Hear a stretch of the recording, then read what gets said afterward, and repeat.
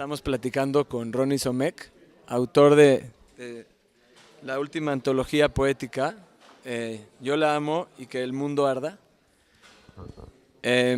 Aquí estamos con Ronnie. Ronnie, es un gusto platicar contigo. Para una persona nacida en Irak, que fue a vivir a Israel en tiempos difíciles, en el que el corazón es duro, ¿cómo nace el amor a la poesía?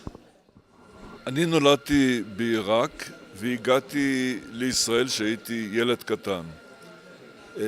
הגעתי לישראל בשנים שיהודים הגיעו לישראל מ-70 מדינות. וכל מדינה, כל קהילה רצתה להשפיע. בתור בן אדם שחי, שנולד בתרבות מזרחית והגיע לתרבות מערבית, אני רציתי להיות ואני רוצה להיות אדם שבונה קשרים, שבונה גשר. Y llegando de un lugar con diferentes culturas, o sea, la cultura de Irak a la cultura israelí, su meta es construir puentes entre las culturas, y eso lo hace con los poemas. אני יכול להגיד שבספריית התקליטים שלי מוצאים גם את כולתום, הזמרת המצרית, ליד מרצדס סוסה, שמוכרת כאן באמריקה הלטינית, והם חיים בשלום. En sus discos él tiene una muy amplia colección. Tiene desde Kulthum, que es una cantante egipcia, hasta Mercedes Sosa. המשורר הוא תמיד מתעסק באלכימיה. אתה למדת פיזיקה, אני אדבר איתך על אלכימיה. El poeta es como un alquimista. Tú estabas hablando antes sobre la medicina, pero Ronnie está hablando de no química, sino alquimia. Muchas de las cosas que forjan, que mueven a un poeta, tienen que ver con la musa del poeta y con la infancia. Y uno de los poemas que más me llama a mí la atención, que estuvimos platicando hace rato, es La venganza del niño tartamudo, en el que se habla de un niño que quiere acercarse a una mujer en su clase, pero no puede. Platícanos un poquito de esta parte de tu infancia que te formó para llegar a esta parte de la poesía en la que sorprendentemente saltas de una metáfora a la otra como si estuvieras saltando entre varios mundos y los unes de una manera increíble, ¿no? אני התחלתי לגמגם בלי שאני יודע למה בגיל 9. Sin saber por qué, como a los 9 años. בוקר אחד קמתי ופתאום לא יצאו לי המילים מהפה כמו שרציתי. Una mañana, de cualquier día, me desperté y de repente las palabras no me salían como me salían antes. ולקחתי החלטה משונה מאוד לא לדבר. Y tomé una decisión un poco rara de no hablar.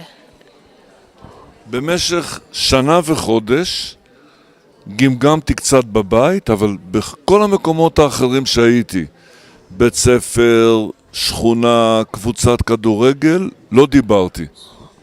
En mi casa tartamudeaba para poder comunicarme, pero en ningún otro lugar, ni en la escuela, ni en el barrio, ni en las clases de deporte, en ningún lugar no hablaba.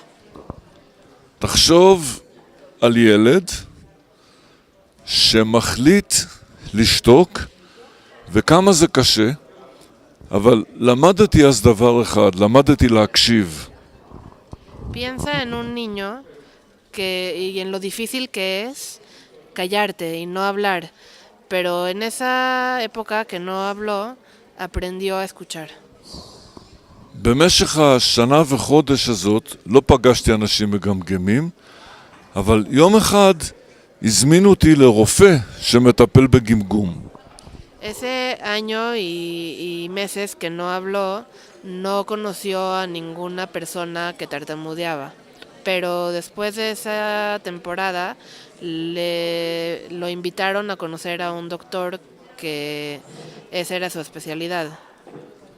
כשבאתי לרופא, ראיתי שבחדר ישבו 20 אנשים וכולם גמגמו. Cuando llegó a oír a ese doctor hablar, llegó a un lugar donde estaba toda la gente sentada y eran como 20 personas que todas tartamudeaban. מרוב הלם נכנסתי לרופא ופתאום התחלתי לדבר כמו שדיברתי לפני שהתחלתי לגמגם. Del asombro de tanta gente tartamuda, entró al cuarto y de repente empezó a hablar como antes de que tuviera el problema de tartamudeo.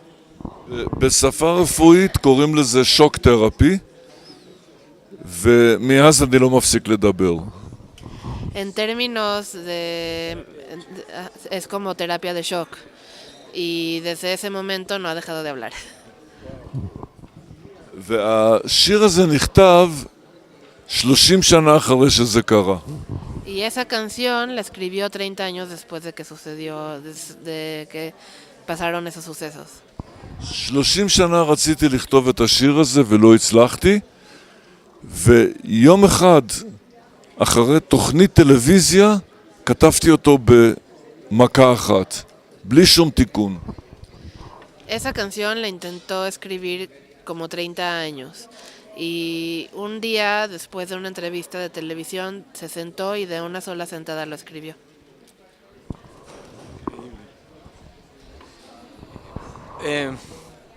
Nos habías comentado hace rato que cuando salió el libro, 3 mujeres hablaron a preguntar si ellas eran las que habían aparecido eran la musa del poema, ¿no?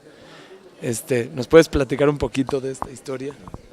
אחרי שהשיר הזה התפרסם בעיתון, התקשרו 3 בנות מהכיתה ואמרו לי, הבחורה שישבה לידך זו אני?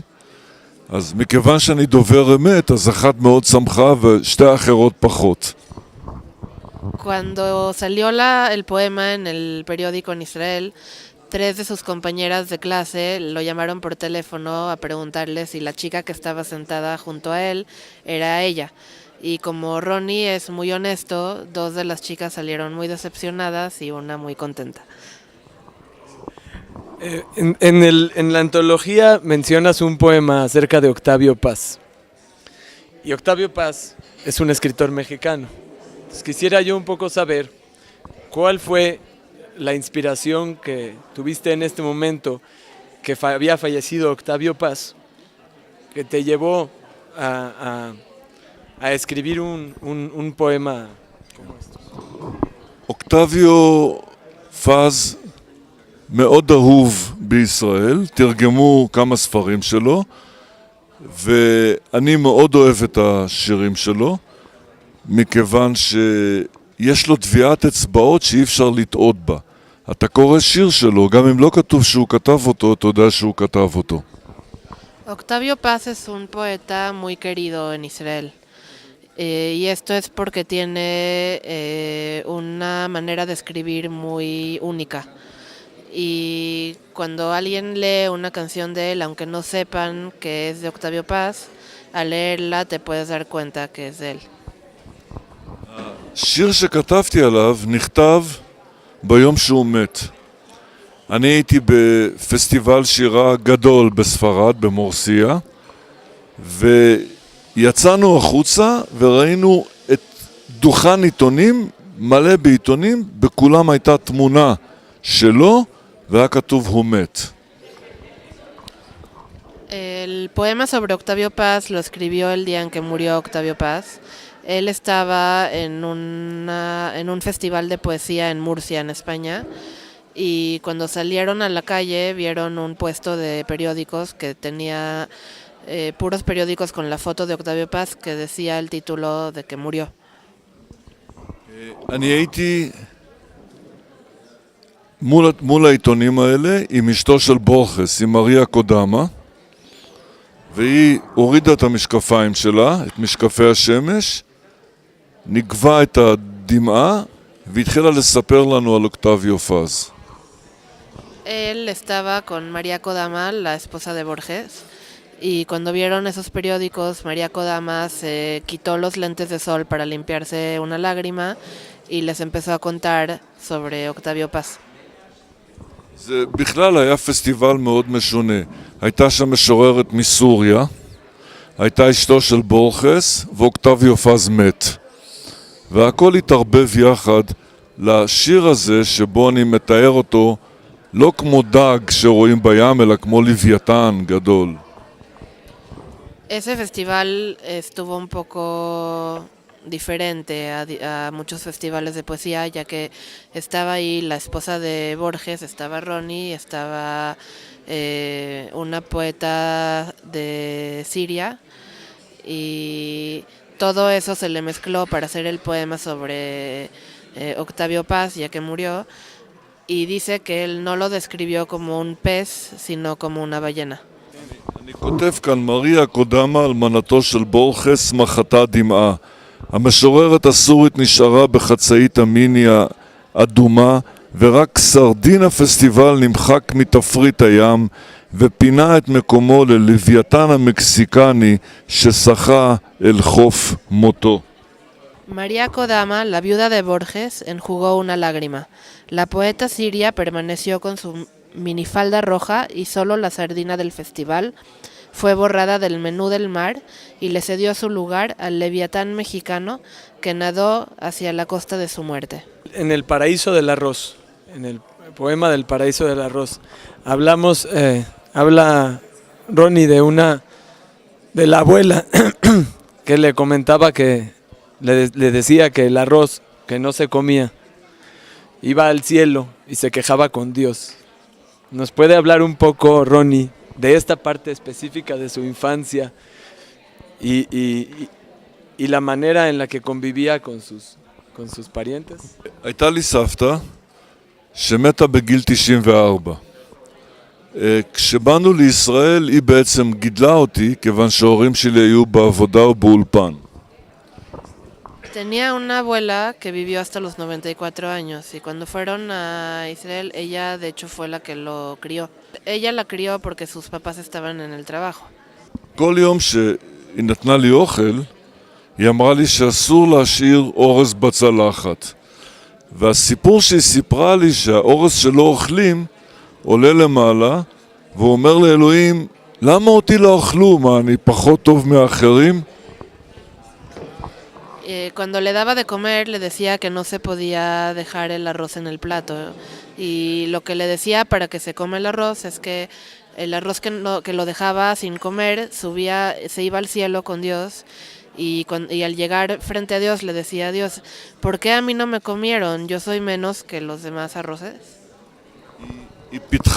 היא פיתחה בי רגשי אשמה, והייתי אוכל את כל הצלחת, כי ריחמתי על אלה על גרגירי האורז שנשארו בצלחת, וביום שהיא מתה באתי לבית שבו היא גרה, וזה הדבר הראשון שזכרתי.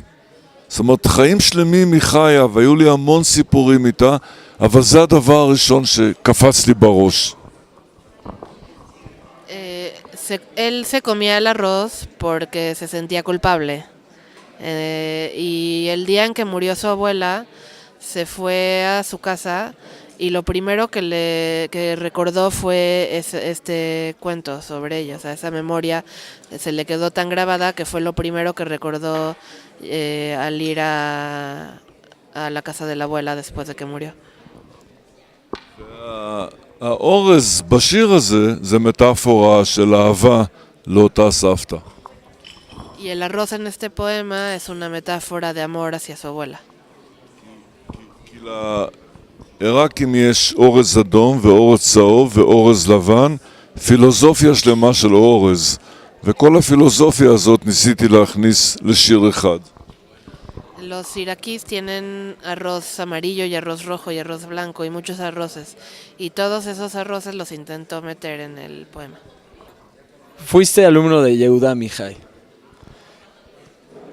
¿Qué fueron las cosas más interesantes que aprendiste de él? ¿O alguna anécdota que tuviste con Yehuda Mihai? כשהתחלתי לכתוב שירים, ראיתי שיהודה עמיחי מנהל סדנה בבית הסופר בירושלים. הייתי חייל ונרשמתי לסדנה. Cuando empecé a escribir poemas, vi que Yehuda Amihai estaba dando un taller en Jerusalén, en la Casa del Poeta. Es un lugar en el que se dan talleres. אני מאוד התרגשתי שהמשורר שאני מאוד אוהב הולך להיות מורה שלי, וכל האנשים שהיו בכיתה מאוד התרגשו. Se anotó al taller y estaba muy emocionado y toda la gente que tomó el taller estaba muy emocionado porque uno de los poetas que él más admira iba a enseñarle a él sobre poesía. ואז נכנס יהודה עמיחי ואמר, שלום, שמי יהודה, אני כותב שירים, אני לא יודע ללמד איך לכתוב שירים, אבל אני יודע ללמד איך למחוק. Y cuando entró Yehuda Amihai, dijo a todo el salón que él se llama Yehuda y que escribe poesía, no sabe cómo enseñar a escribir poemas, pero sabe enseñar a borrar. ולפעמים ללמד למחוק זה יותר חשוב מללמד לכתוב. Y a veces enseñar a borrar es más importante que enseñar a escribir. בסוף היום הוא אמר לי, אני קראתי את השירים שלך, ומהפגישה הבאה אתה האסיסטנט שלי. Después de esa clase, le dijo a Ronnie que leyó sus poemas y que desde la próxima clase él va a ser su asistente. וכך היינו כל שבוע נפגשים בשער יפו של העיר העתיקה בירושלים, והולכים ברגל עד בית הסופר. בדרך עמיחי היה מדבר, היינו אומרים מה נגיד, והרבה רגעים שקרו שם, כמו למשל השיחה שלו עם אנשים שמוכרים בשוק, הדברים שהוא סיפר נכנסו אחר כך לשירים שלו, ואני הרגשתי, וואו, אני הייתי בחדר הלידה של השירים האלה. Se veían antes de las clases en Shar Yafo, en Jerusalén, en la ciudad vieja, y caminaban hacia el taller. Y en el camino a Ronnie le tocó ver varias conversaciones que tuvo Yehuda Amihai con vendedores y con gente en la calle. Y esas conversaciones muchas veces se transformaban en poemas de Yehuda Amihai. Y para Ronnie eso era muy especial porque se sentía parte del nacimiento de esos poemas. אחר כך לפסטיבל הראשון שהשתתפתי פה ברוטרדם, הוא המליץ ולקח אותי. אשתו, חנה, הייתה מורה שלי באוניברסיטה, והיינו חברים, עם ליאורה, עם אשתי, ושהבת שלי נולדה, הוא כל פעם מתקשר לשאול מה שלומה, מה היא כבר אומרת, מה היא מדברת, היא רוקדת, היא...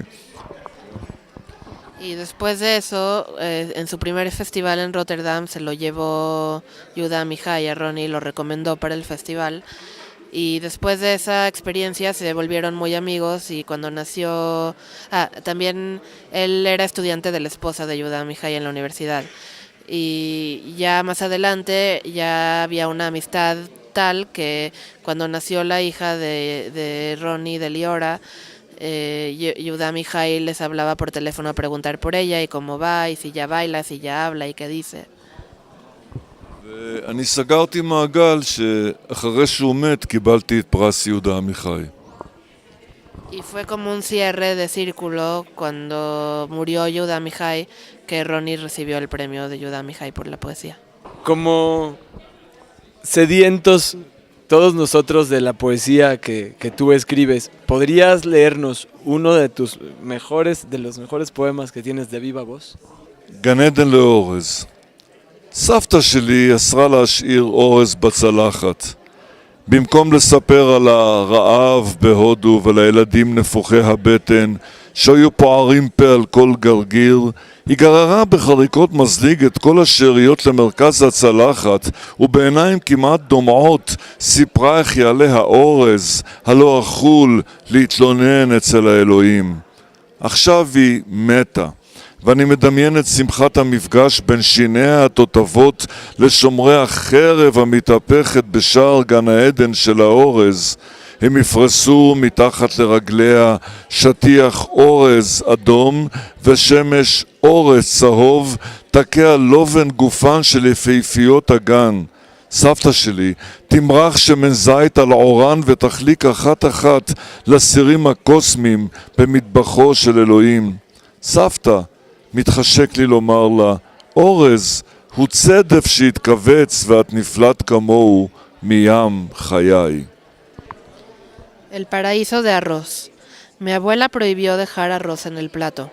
En lugar de contar del hambre en la India y de los niños de vientres hinchados que abrían la boca de par en par ante cualquier grano, con el tenedor rechinante empujaba todo lo que quedaba hacia el centro del plato y con ojos casi llorosos contaba cómo el arroz no consumido ascendería a quejarse ante Dios. Ahora que ha muerto, imagino la alegría del encuentro, de sus dientes postizos con los guardianes de la espada ardiente a la puerta del paraíso del arroz. Ellos extenderán a sus pies una alfombra de arroz rojo, y un sol de arroz amarillo teñirá la blancura de los más bellos cuerpos del jardín. Mi abuela les untará aceite de oliva en su piel y los distribuirá uno a uno en las ollas cósmicas de la cocina de Dios. Abuela, se me antoja decirle, el arroz es nácar que se encogió y tú has surgido como él del mar de mi vida. Quiero platicarte una experiencia personal que tuve yo con este poema, porque hace 2 años falleció mi abuela y dije, quiero escribir algo acerca de mi abuela como Ronnie escribió acerca de la suya, y no pude, no me salió. אומר שלפני שנתיים, השיר הזה מאוד מתחבר לו, כי לפני שנתיים סבתא שלו נפטרה, והוא מאוד מאוד רצה לכתוב משהו כמו שאתה כתבת על סבתא שלך, אבל הוא לא הצליח. אתה עוד תכתוב, כי יש שירים שכותבים אותם מהר, ויש שירים שצריכים להתבשל על אש קטנה. בסופו של דבר, גם השירים שכותבים מהר וגם השירים שכותבים לאט, מניחים אותם על אותה צלחת. Ya escribirás ese poema algún día. Hay poemas que se escriben en el momento y hay poemas que se van cocinando al fuego lento. Muchísimas gracias, de verdad. Toda rapa. Un saludo a Enlace Judío. בבקשה.